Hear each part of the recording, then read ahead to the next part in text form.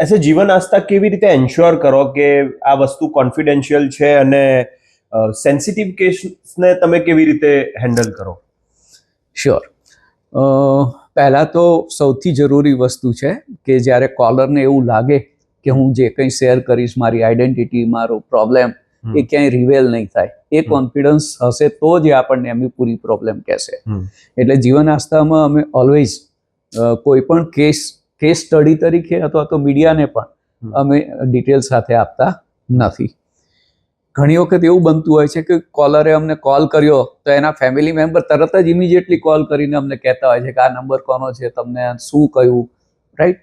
તો આપણે આવું કોઈ દિવસ કામ કરતા નથી કે કોઈની પણ પ્રોબ્લેમ હોય આપણે એને ગુપ્ત જ રાખીએ છીએ.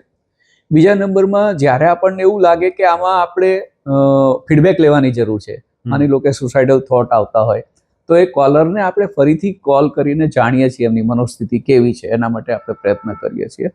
ઘણી વખત ખાસ કરીને વિદ્યાર્થીઓના કિસ્સામાં પેરેન્ટ્સની અપેક્ષાઓ બહુ વધારે હોય છે, રિઝલ્ટ સારું આવે ત્યારે સ્ટુડન્ટ આપણને કોલ કરીને કહેતા હોય છે કે મને આ પરફોર્મન્સ પ્રેશરમાંથી હું પસાર થઈ રહ્યો છું.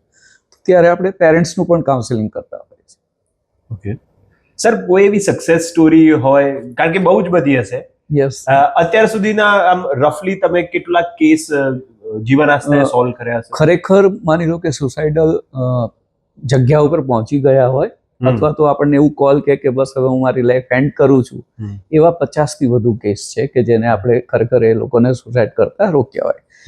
સુસાઇડ જે વ્યક્તિ કરવા માટે માગતા હોય ને, એ જીવવા તો માગતા જ હોય છે, એમને હોપ હોય છે, પણ એ સમયે કોઈનું મળી જવું, કોઈ વ્યક્તિ સામે મળી જાય, કોલ ઉપર કંઈક વાત થઈ જાય તો ડેફિનેટલી સેકન્ડ થોટ આવે અને એ સુસાઇડ ડ્રોપ કરી દે.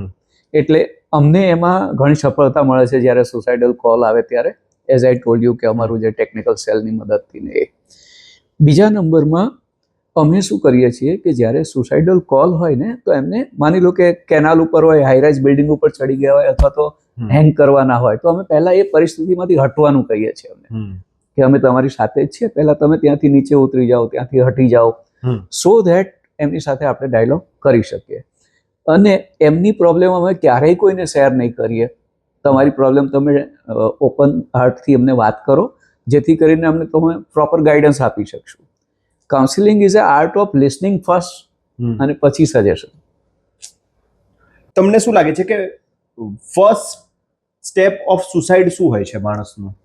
એટલે કયો થોટ હોય છે સુસાઇડ? માણસને જ્યારે એની સમસ્યા, એની જે પ્રોબ્લેમમાંથી પસાર થતા હોય, આજકાલ સૌથી વધારે અમને જે સુસાઇડલ કોલ્સ આવે છે એ આઈધર એમની ફાઇનાન્શિયલ કન્ડિશન ડિટોરિએટ થઈ ગઈ હોય, બહુ મોટો લોસ થયો હોય, ગેમ્બલિંગમાં હારી ગયા હોય, ઓનલાઈન ગેમિંગમાં હારી ગયા હોય, જોબ જતી રહી હોય, એવા લોકો હોય છે.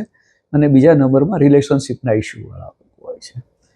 તો અમે જ્યારે પણ આવો પ્રોબ્લેમ આવે ત્યારે સૌથી પહેલાં એમને એ કન્વિન્સ કરવાની મહેનત કરીએ છીએ કે તમારો પ્રોબ્લેમ છે એના સોલ્યુશન છે જ, અત્યારે તમને એ દેખાઈ નથી રહ્યા.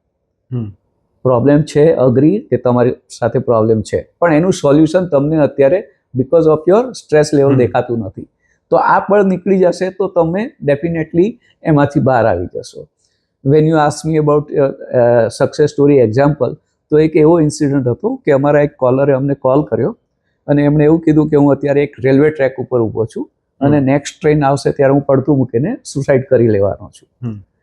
અમે એમને પૂછ્યું રીઝન શું છે એમ, એટલે કે ત્યારે કોરોના ટાઈમ હતો, એટલે કે મારું ફાઇનાન્શિયલ કન્ડિશન સારી નથી, હું ઘરનું પૂરું નથી કરી શકતો, જેના કારણે ઘરમાં પણ ઝઘડા થાય છે.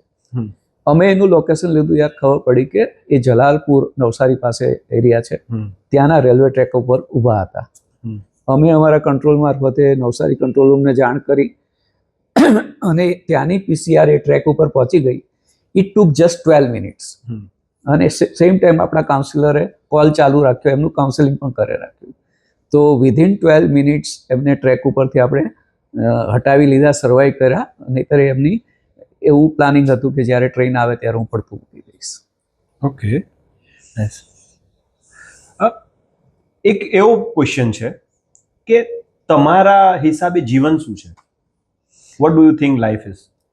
પહેલાં તો જીવન છે ને એ આપણને ઈશ્વરે આપેલું સૌથી મોટું વરદાન છે. લાઈફને માણી લેવી જોઈએ. લાઈફ એક ફિલ્મનું નામ હતું, તમને ખ્યાલ આવે તો, જિંદગી ના મિલેગી દુબારા, રાઈટ?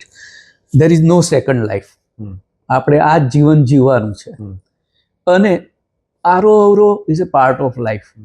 તમને જીવનમાં સેટબેક આવે અને ક્યારેક તમે હાઈ નોટ ઉપર પણ હોય, તો you have to accept that. આજે માની લો કે આપણને કોઈ સ્વીટ ભાવતી હોય, પણ જો આપણને રોજ સવાર સાંજ બપોર એ જ સ્વીટ આપે કોઈ, તો એ સ્વીટ પણ ના ભાવે. લાઈફમાં પણ આવું છે કે સુખ અને દુઃખ એ એની બાજુ છે, સિક્કાની બે બાજુ. એટલે યુ હેવ ટુ એક્સેપ્ટ. તમારા જે લોઝ હોય એ લોઝમાં તમારે કમ્ફર્ટ રહેવું જોઈએ અને હાઈઝમાં છકી ના જવું જોઈએ. તો જીવન જે છે એ એન્ડ કરવા માટે છે જ નહીં. જીવનના તમને કોઈ પણ સમસ્યા, પેલું કહે છે ને કે હરેક लॉक की एक चाबी होती है जरूर, हमें पता नहीं है कि वो कहाँ है. તો એવું જીવન છે. આપણે જીવનને ક્યારેય નાસીપાસ થઈને એનો એન્ડ નહીં કરવો જોઈએ. જીવનમાં પ્રશ્નો, જીવનમાં આનંદ, જીવનના વિવિધ તબક્કાઓ, બાલ્યાવસ્થાથી લઈને ઘટપણ સુધી, એના દરેકના એક અલગ અલગ આનંદ કરવાના, માણી લેવાના સ્ટેજ છે. તો આઈ થિંક જીવન ઇઝ એ ગોડ ગિફ્ટ અને વી મસ્ટ સેલિબ્રેટ ઇટ.